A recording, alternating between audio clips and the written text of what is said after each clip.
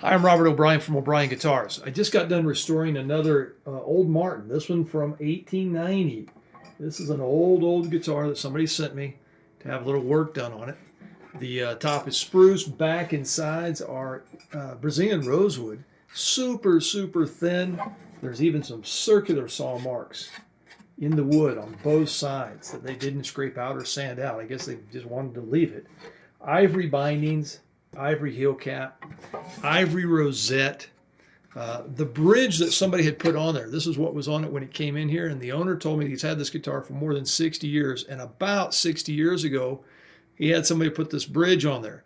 It doesn't match the bridge from the original period, so what I did is I made another bridge out of ebony, and it's a pyramid type bridge.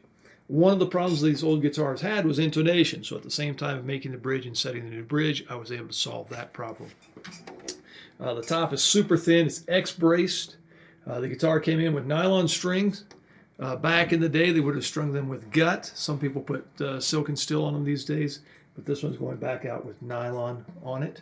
The tuners that were on it when it came into the shop had nothing to do with the period, so I put some tuners more appropriate to the period of 1890 for this guitar. Nice wide necks, got the traditional V-type shape to it.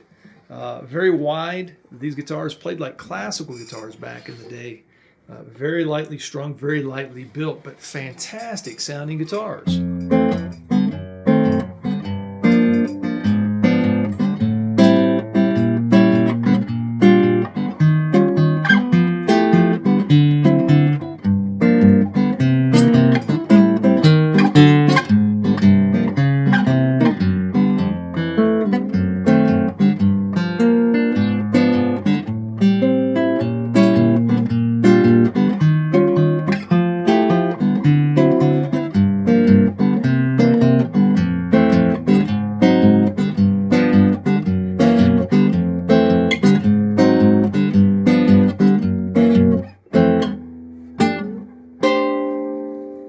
Wonderful sounding instruments. I really enjoyed restoring this instrument. It has the original finish on it. I didn't do anything to the finish.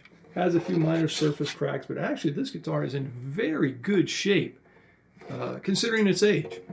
And the owner has had it for more than 60 years, and he said he probably hasn't played it in about 50 or 60 years. So these are the first notes that have been played on this instrument in a very long time. I really enjoyed doing the restoration. Now I'm going to enjoy playing it.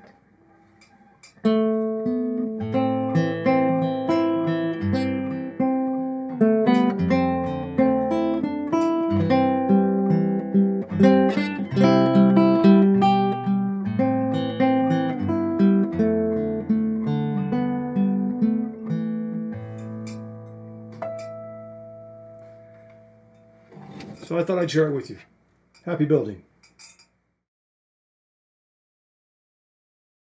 Alright, so here's the 1890 Martin parlor guitar. It's got a crack here. Right there. This needs to be fixed. Yeah, there it is. So I made myself a little cleat. Go inside here like this. There's a brace coming along there. This will go on top. I'll maintain a line and then put magnets on there like that. So I'm going to start just by putting a little glue on the crack.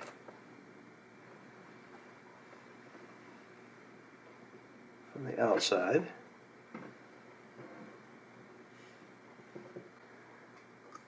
And I'm going to rub it in there. Separate the crack. And I'm going to come in with a wet paper towel and get that off. Then I'm going to come in with this piece that I made. Put a little bit of glue on him. This is fish glue.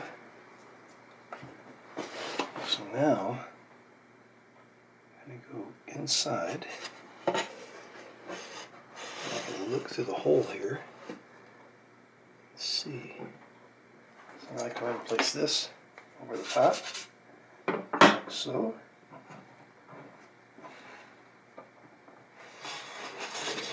There we go. So now I'm going to remove the bridge, and to do that I'm using my LMI heating blanket with the LMI temperature controller. I place a couple of hand planes on it to weight the blanket down so that it stays in place while it's heating the bridge. Something else you can do is put your spatula under the heating blanket and heat it as well. That way when you insert it under the bridge, it slices into the glue a little easier.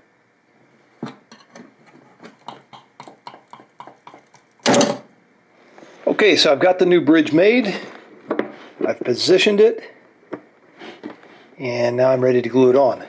Since this is an 1890 guitar, I'm going to use an animal-based glue, in this case fish glue, to glue it on. Back in the day they probably would have used hide glue. So I place it on there like that. Now I'm going to come in with a bolt it in place.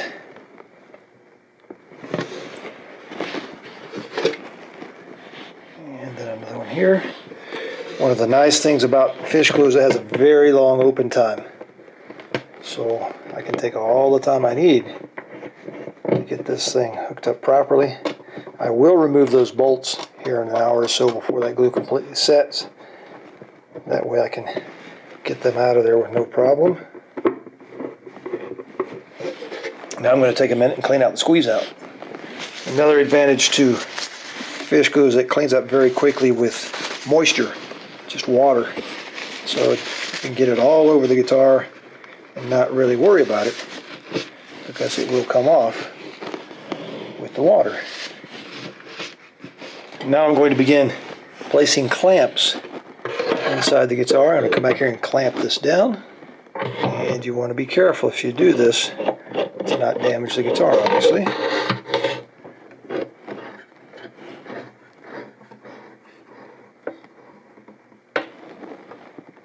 With all the clamps in place, now I'm going to let it sit, and tomorrow morning I'll come take the clamps off. Long dry time on the fish glue, guys. So I'm also going to put a new set of tuners on there that match a little closer to what the originals were.